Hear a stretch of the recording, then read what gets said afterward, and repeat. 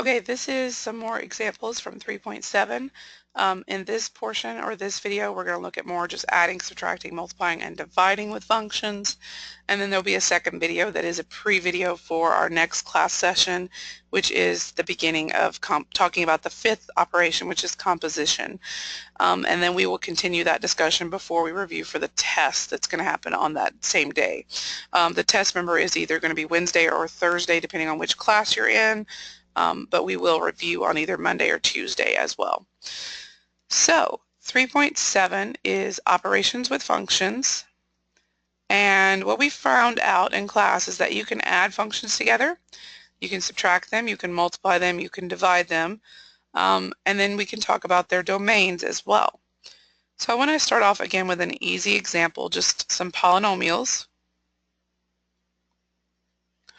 So for this first one, we're taking this function and this function, and we're going to add them, subtract them, multiply them, and divide them. The first thing I always do, though, is I list the domain for the function at the very beginning. If you just have a polynomial, which means there's no absolute value symbols, there's no square roots, in fact, absolute value would be okay as well, but there's no square roots and there's no x's in any denominators. Unless they tell you something about x, then we assume it's all real numbers. Now, to add the two functions together, you literally just add the first one to the second one. So x squared plus x is our first function, plus the second function, which is x squared minus 3. If they have any like terms, we go ahead and add them. So this would be 2x squared and plus x and minus 3. So that is f plus g of x. If we do f minus g of x, we take the first function, we subtract the second function. Notice it is important to think of this being in a parentheses here because then you distribute that negative. That's negative x squared and plus 3. So actually my x squareds cancel out this time and I just get x plus 3. So notice they are different depending on if you're adding or subtracting. If you're multiplying, you just take the first function and you multiply it by the second function. A lot of times this will require you to FOIL. So x squared times x squared would be x to the fourth. X squared times negative 3 would be negative 3x squared. X times x squared would be positive x cubed. X times negative 3 is negative 3x. I would typically write this in descending order. So that would be plus x to the third, then minus 3x squared and minus 3x. That is an x to the third, by the way. And this would be f g of x. For division, we want to stack the top fraction over the first fraction function over the second one, because they always say usually to do f over g. If they say do g over f, obviously you switch the order. And then the only thing you have to check here is to see if anything cancels out. You could pull an x out of the top, but it won't make the bottom and top match, so they won't cancel out. So this is our division one. Now the second part of this question says find the domain of adding, subtracting, and times versus finding the domain of the division. Adding, subtracting, and times are always going to have the same domain. The domain is always what do the two individual domains have in common. Since these are exactly the same domains, they have everything in common. So it's negative infinity to infinity. So that's the domain of adding, subtracting, and multiplying. The domain of this is that g of x can't equal 0 plus whatever else is going on from the first three. So it's all real numbers except anything that makes the bottom 0. So if we let x squared minus 3 not equal 0, I would add the 3 over, and then I could take the square root of both sides. But remember, you have to take a plus or minus if you physically draw in the square root. So it looks like this is any real number except plus or minus the square root of 3. Now if I needed to write that in interval notation, that would be negative infinity to negative square root of 3, union negative square root of 3 to positive square root of 3, and then union square root of 3 to infinity. You just go from least to greatest, skipping over the individual bad values. Okay, so let's look at another one.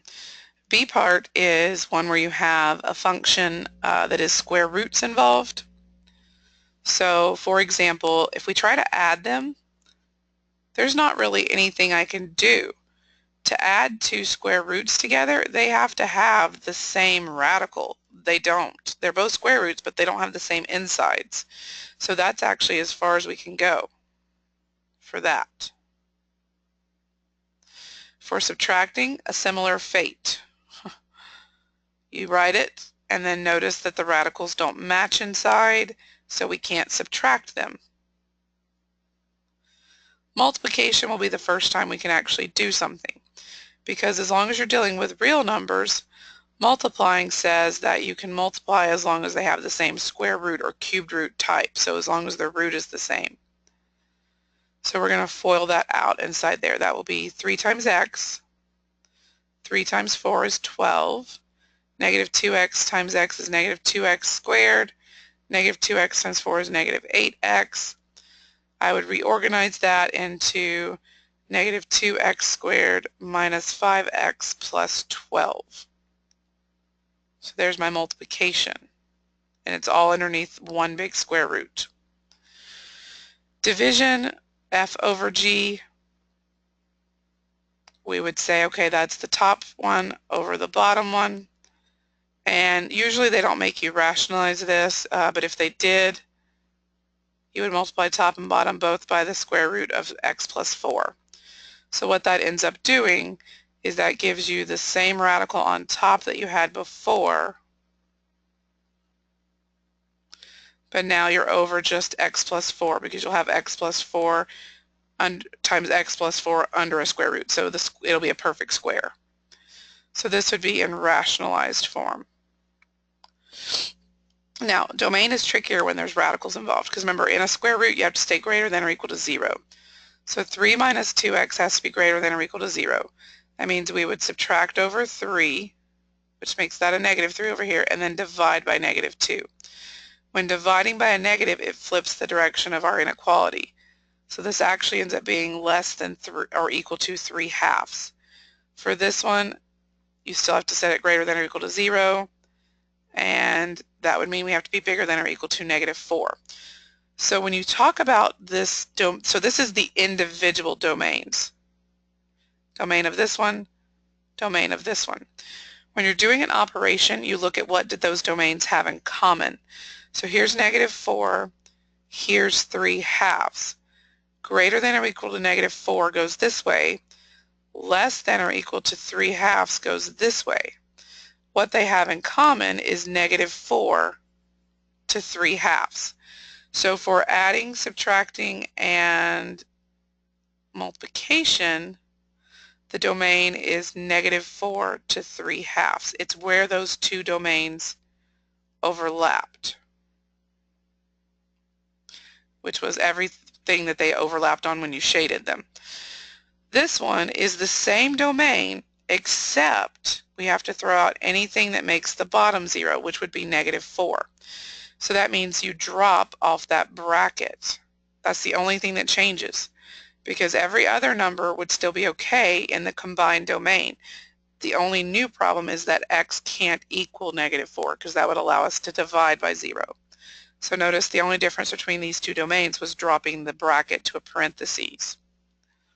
And again, we won't be giving you a radical on the test. It'll either be polynomials or fractions like the next one. So I don't want you to stress about that one too much, but I wanted to show you how it works. So let's look at this fractional one. I think I got this one done in one class, but not in the other. So f plus g of x, you're trying to add the two fractions together, which means you need a common denominator. So we'll multiply this first fraction by x plus 4 and the second fraction by x minus 2 on top and bottom for both of them. So that would give us x times x plus 4 plus 3x x minus 2 all over x plus 4 x minus 2. Notice I'm writing this as one big fraction. That's because this plus will need to be distributed, and so will the minus sign when we do subtraction. So this ends up being x squared plus 4x plus 3x squared minus 6x over x plus 4, x minus 2, which means this is 4x squared minus 2x over x plus 4, x minus 2. You could pull out a 2x out of the top if you want, but it will not cause any cancellations. So there's f plus g of x.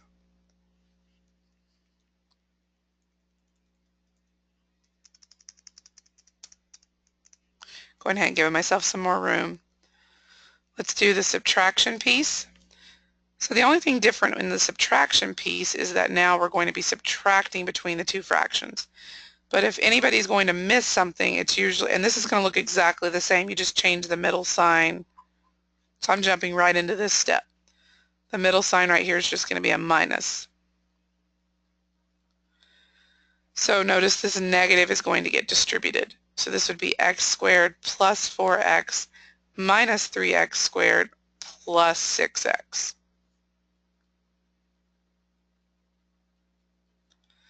For a total of f minus g of x being negative 2x squared plus 10x over x plus 4, x minus 2.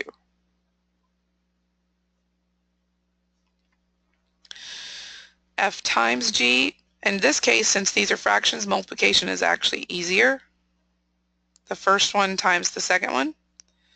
When you're multiplying two things together, you do top times top, bottom times bottom, and you can still leave it in factored form on the bottom. So there's the multiplication. Now, I haven't done domain yet. I'm going to go ahead and talk about it before I do division. In this one right here, x cannot equal 2 because that would allow the bottom of this denominator to be 0. And this one, x cannot equal negative 4 because that would allow this denominator to equal 0. So the domain of adding, subtracting, and times is always a combination of both of those restrictions. Notice both of them, all three of these actually have the same problems in their denominator. So x cannot equal negative 4, 0, or 2. Obviously, if you need that in interval notation, that's negative infinity to negative 4, union negative 4 to the next number, which is 0, union 0 to 2, union 2 to infinity. You just go from least to greatest. The last piece of this one is division, and it is a little trickier because you need to do the domain before you simplify. Anytime you're dealing with fractions, you need to figure out that domain at the beginning.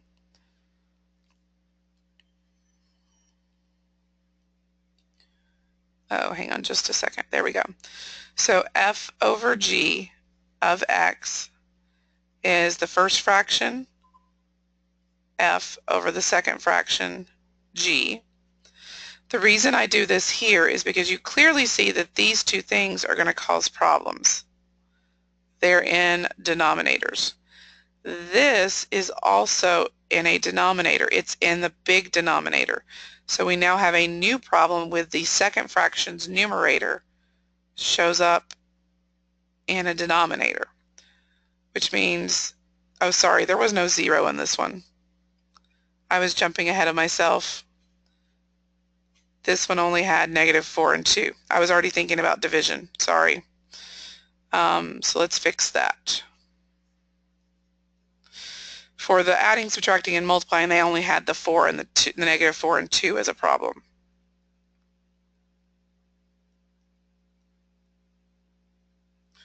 Because that's the only thing that shows up in any of those denominators. The reason this one has the extra problem, the 0, is because that numerator right there is in a denominator at a point in the problem. Anytime something is in a denominator at any point during a problem, it is going to cause an issue for the domain.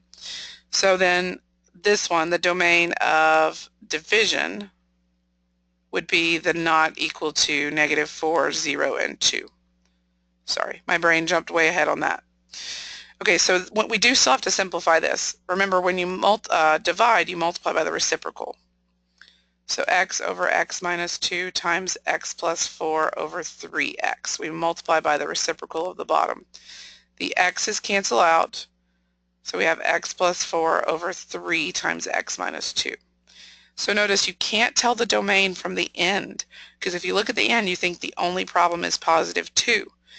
But there were problems at the beginning before we simplified. So that's why division is a little bit trickier when fractions are involved. You have to look at it as what was the issue when I stacked those fractions. So that's always what I think of. And essentially the only safe point is the top one.